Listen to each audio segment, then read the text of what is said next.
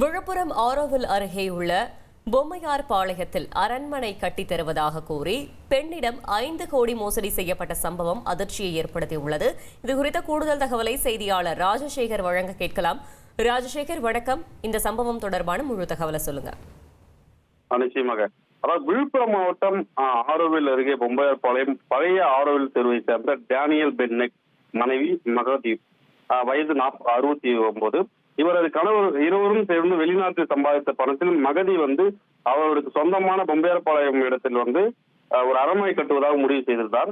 இதற்காக அவர் கடந்த 21ஆம் ஆண்டு ஜூலை மாதம் 2 நபர் மூலம் அந்த அரண்மனையும் கட்டுவதற்கு பணிகளை துவக்கினார். அதன் பிறகு பாத்தீங்கன்னா மயிலாடுதுறை மாவட்டம் பூம்புகாரை சார்ந்த கட்டிட ஒப்பந்ததாரர் சித்தார்த் என்பவர், அவர் மூலமாகவும் எந்த ஒரு உடன்படிக்கையும் போடாமலும் மீதி இருக்கிற பணிகள் கட்டிடத்தை அவர் மூலமா அவர் கட்டியிருக்கிறார்.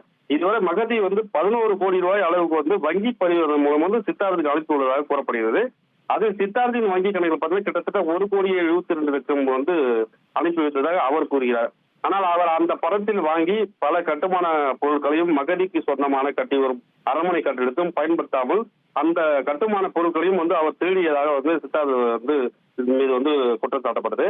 கட்டுமான பொருட்கள் ஆகிய எல்லா செலவும் சேர்த்து போலியான ரசீதிகளை மகதியிடம் காண்பித்து அவரிடம் கிட்டத்தட்ட 5 கோடி ரூபாய் பெற்று மோசடி செய்து விட்டார் என மகதி தரப்பில் விழுப்புரம் மாவட்டம் குற்றப்பிரிவு போலீசார் புகார் அளிக்கப்பட்டது.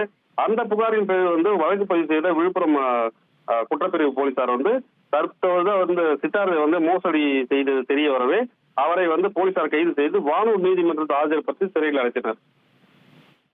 தகவல்களுக்கு நன்றி ராஜசேகர். உங்கள் தந்திவன் தொலைக்காட்சியில் தெனாலிராமன் தினமும் மாலை 6 மணிக்கு காண தவறாதீர்கள்.